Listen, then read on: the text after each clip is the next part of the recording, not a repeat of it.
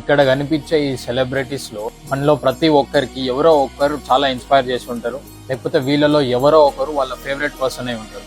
But వీళ్ళందరిలో ఉన్న common point ఏంటి అంటే వాళ్ళ ఫిట్నెస్ అండ్ వాళ్ళ మెంటాలిటీ. వాళ్ళ దగ్గర డబ్బులు ఉన్నాయి, వాళ్ళు ఫేమస్ కూడా ఉన్నారు, అందుకే వాళ్ళు మెయింటైన్ చేస్తున్నారని చాలా మంది అనుకుంటారు.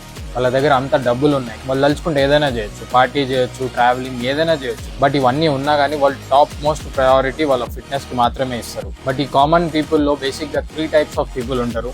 నంబర్ 1 వచ్చేసి lazy people and fitness haters. వీళ్ళకి ఎవరన్నా ఫిట్నెస్ గురించి చెప్తే వాళ్ళు దాన్ని కామెడీ చేయడం కానీ లేకపోతే బాడీ షేమింగ్ ఇట్లాంటి మోరల్ ఆస్పెక్ట్స్ ని తీసుకొచ్చేసి కన్వర్జేషన్ ని కట్ చేస్తూ ఉంటారు. నెంబర్ 2 వచ్చేసి న్యూట్రల్ పీపుల్. వీళ్ళు ఏంటంటే వీళ్ళకి ఫిట్నెస్ కి ఉన్న వాల్యూ తెలుసు, ఫిట్నెస్ చేస్తే ఏమవుతుందో తెలుసు, చేయాలని అనుకుంటారు. బట్ ఎన్నో రీజన్స్ వల్ల వాళ్ళకి టైం లేకనో, మనీ లేకనో, లేకపోతే మోటివేషన్ లేకనో ఫిట్నెస్ ని స్టార్ట్ చేయలేకపోతూ ఉంటారు. వీళ్ళకి కొంచెం పుష్ ఇస్తే వీళ్ళు డెఫినెట్లీ ఆన్ ట్రాక్ రాగలుగుతారు. నంబర్ 3 వచ్చేసి ఫిట్నెస్ ఫ్రీక్స్. జిమ్ వెళ్ళే వాళ్ళు, అథ్లీట్స్ కానీ ఫిట్నెస్ గురించి మనం చెప్పాల్సిన అవసరం లేదు, వాళ్ళది వాళ్ళు చేస్తూ ఉంటారు. వీళ్ళు ఉన్న దానికంటే కూడా ఇంకా ఎక్కువ పుష్ చేస్తూ ఉంటారు. ఈ ఫస్ట్ కేటగిరీ ఎవరైతే లేజీ పీపుల్ ఉన్నారో ఏదో ఒక రోజు బాడీ వాళ్ళకి వార్నింగ్ ఇస్తుంది. హాస్పిటల్కి వెళ్ళి ఒక పెద్ద బిల్ కట్టిన తర్వాత వాళ్ళే రియలైజ్ అయ్యి మళ్ళీ ఫిట్నెస్కి వచ్చేస్తారు. థర్డ్ పర్సన్స్కి చెప్పాల్సిన అవసరం లేదు, వాళ్ళది వాళ్ళు చేసుకుంటూ పోతారు.